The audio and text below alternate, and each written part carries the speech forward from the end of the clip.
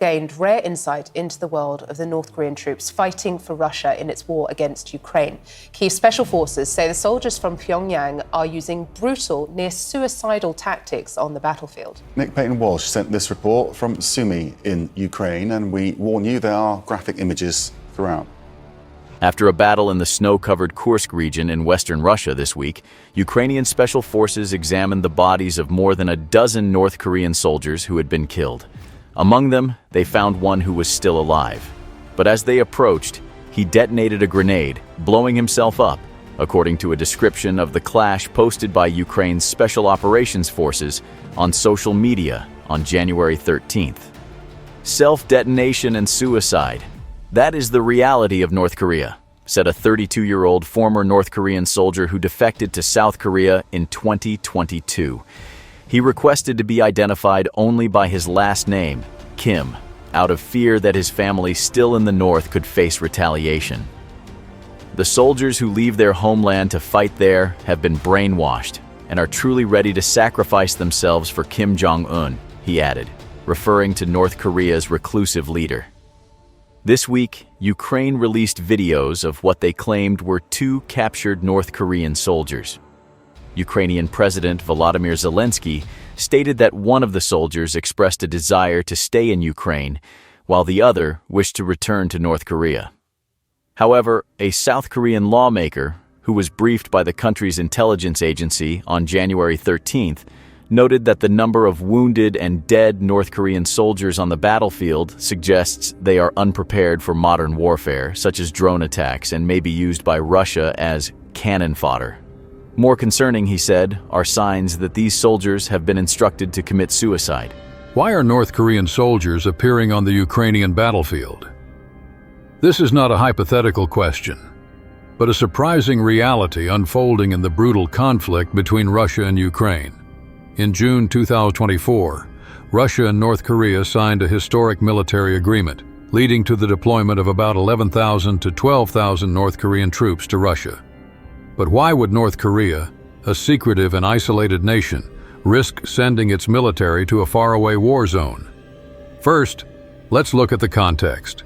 Since Russia launched its war in Ukraine in February 2022, Russian military losses have been significant.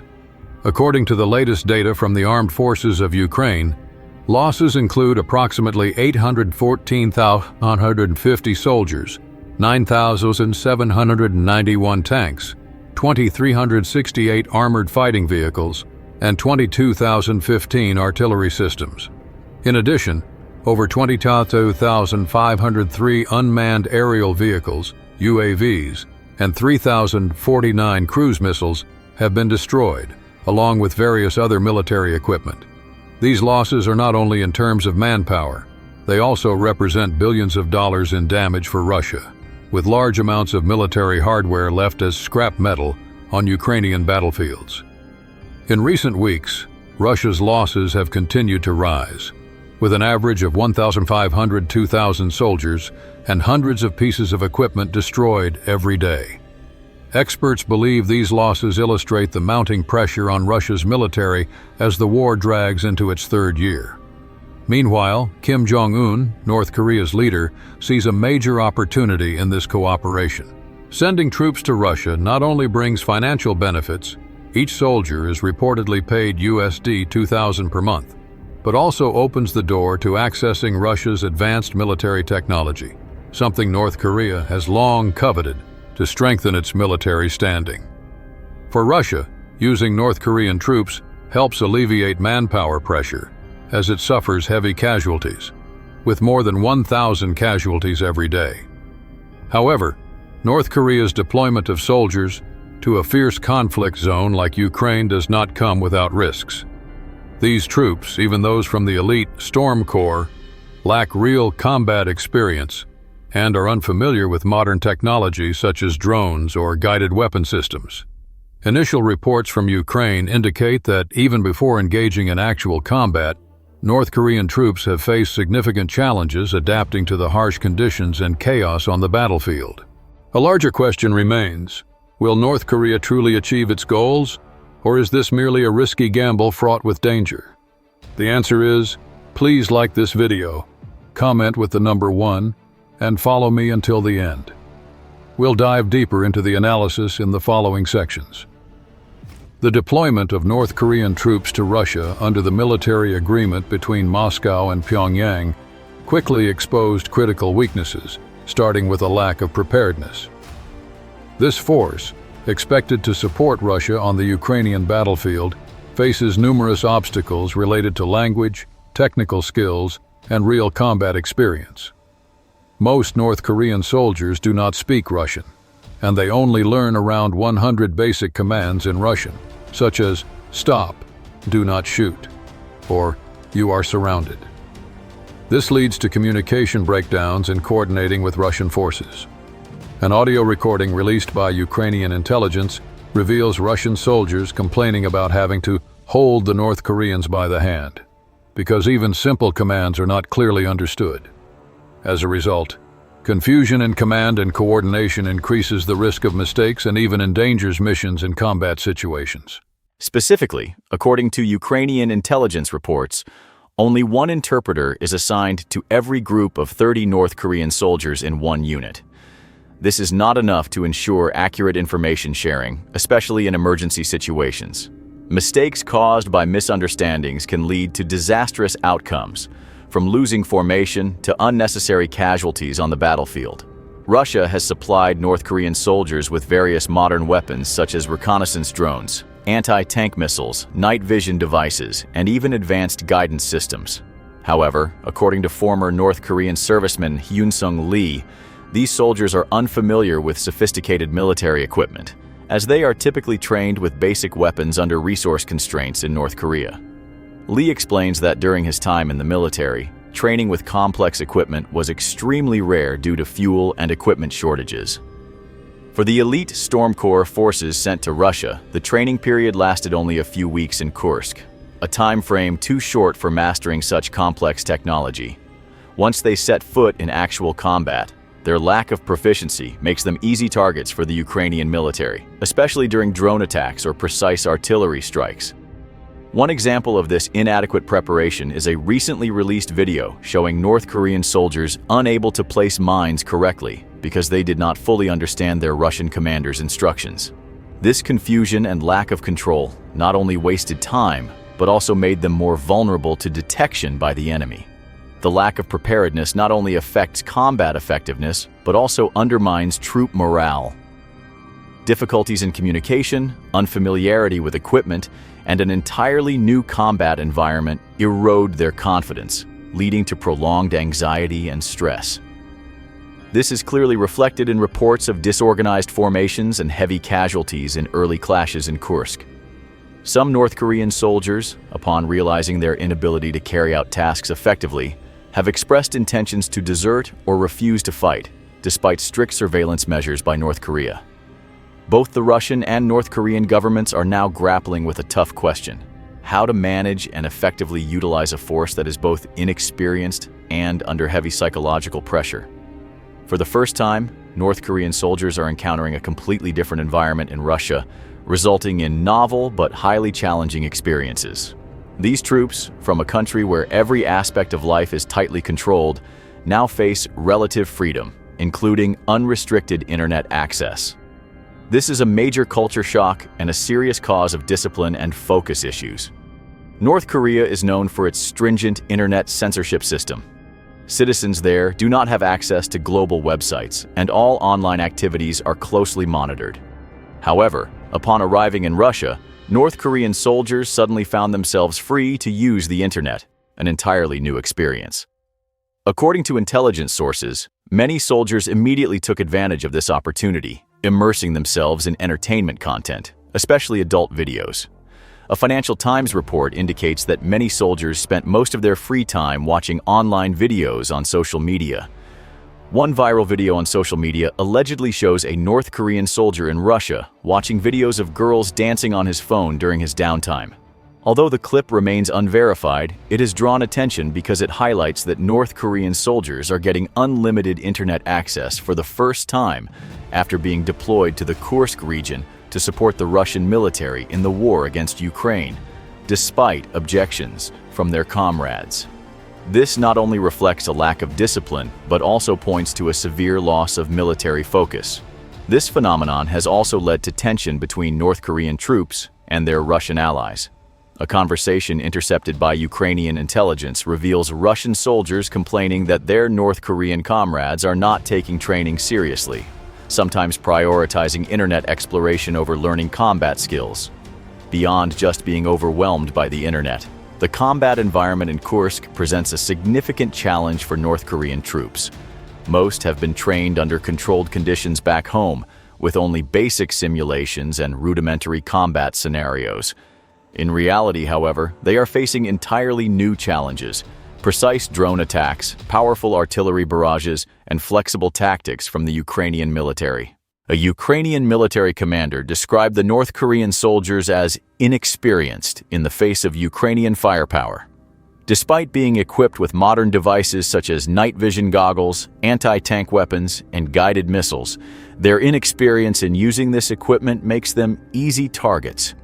In an artillery attack in Kursk, the North Koreans were completely overpowered, suffering heavy casualties from the very start of their deployment. The sudden freedom North Korean soldiers are experiencing in Russia not only affects military discipline, but also reveals significant psychological imbalances. Soldiers who grew up in an environment of strict control are now confronted with a completely different world. They lack the skills to adapt to a modern battlefield and are easily distracted by external factors like the internet and the unfamiliar living conditions. Reports from Kursk also indicate that while Russian soldiers endure harsh living conditions, makeshift barracks, and shortages of supplies, North Korean troops enjoy certain amenities such as heaters, TVs, and bunk beds. This has led to dissatisfaction within the Russian military and heightened tensions between the two allied forces. In a recorded complaint, one Russian soldier is heard saying, "We live in the mud while they're treated like guests." Their first encounter with unrestricted internet and newfound freedom has had a profound impact on the mindset of the North Korean soldiers. Some military experts argue that this could cause lapses in focus and a decline in combat effectiveness. Conversely, some North Korean soldiers have become disoriented upon realizing the stark differences between life in Russia and the strict control back home, leading to discontent and even thoughts of desertion. While Russia hopes to benefit from the support of North Korean troops, the reality is that these soldiers face huge challenges in adapting to both the combat environment and freedoms they've never experienced. This not only undermines their combat effectiveness, but also raises big questions about their real role in the war. The first clashes between North Korean troops and Ukrainian forces in Kursk have exposed the lethal weaknesses of this contingent and resulted in serious consequences. Even in the early stages of combat, the North Korean soldiers suffered heavy losses, partly due to inadequate preparation and combat skills, and partly because the modern battlefield is completely unfamiliar to them. According to Andriy Kovalenko, head of the Ukrainian Counterintelligence Information Center, the North Korean soldiers became targets during a Ukrainian artillery strike as they were training alongside Russian troops.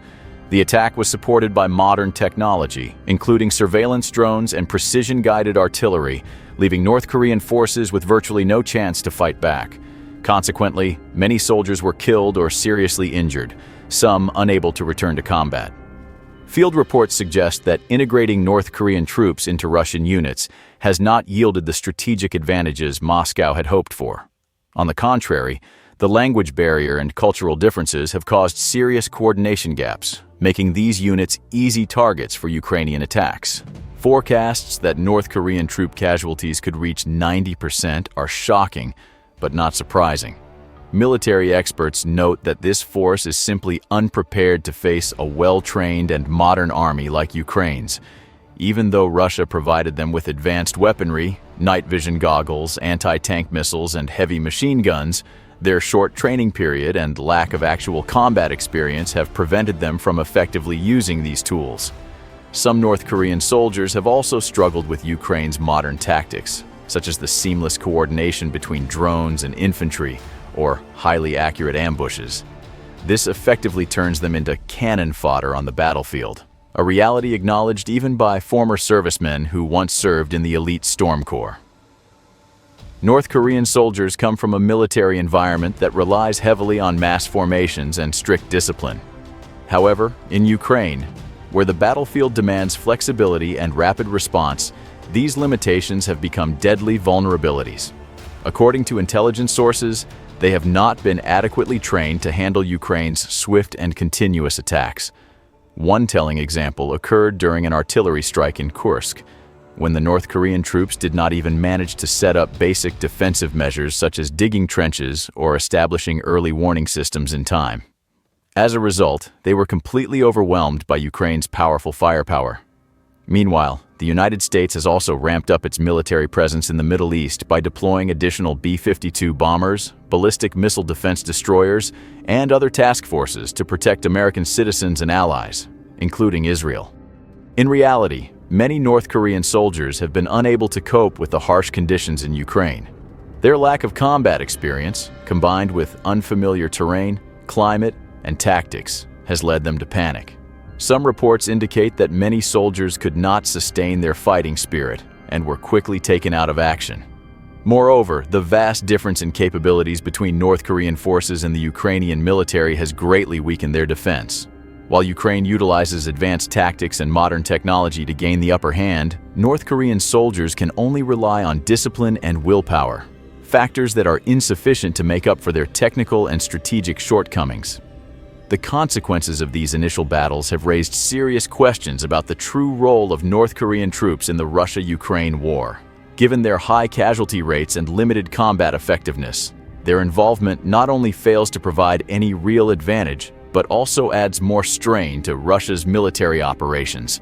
Continuing to deploy them on the battlefield will likely lead only to further tragedies and heavy losses. Harsh battlefield conditions in Russia and inadequate preparation have quickly driven many North Korean soldiers to desperation. Reports from Ukraine indicate that at least 18 North Korean soldiers deserted their posts in Kursk and Bryansk within just a few weeks of arriving in Russia. According to intelligence sources, these soldiers left their positions about 7 kilometers from the Ukrainian border, while the Russian military scrambled to locate them and conceal the incident from higher command. They were later apprehended around 60 kilometers from their original location. Not only do they endure a brutal combat environment, but they also face psychological pressure and threats from both the Russians and the North Korean government. North Korea has imposed strict measures to prevent desertion, including sending Labor Party officials to accompany soldiers to the front lines. Their role is to monitor compliance and report any violations. Anyone caught attempting to flee faces severe punishment, along with collective penalties that can profoundly affect their families back home. North Korea's generational punishment system is one of its most formidable control mechanisms. Under this policy, the families of deserters may be sent to labor camps, lose their social privileges, or face discrimination for generations. This method is so intimidating that even the most desperate soldiers hesitate to run. Still, not everyone simply accepts their fate. Some soldiers facing death or severe psychological distress on the battlefield have decided to risk everything and desert. Conditions such as a lack of food, abandonment without guidance, or harsh treatment by Russian commanders have made them feel they have nothing left to lose. Ukrainian intelligence sources indicate that one group of soldiers left their post in search of food and direction, only to be discovered and detained. Sensing growing discontent among North Korean troops, the Ukrainian government has exploited this by conducting propaganda campaigns. Using loudspeakers and drones, they broadcast messages in Korean, encouraging these soldiers to defect and offering safe haven, food, and even opportunities for resettlement.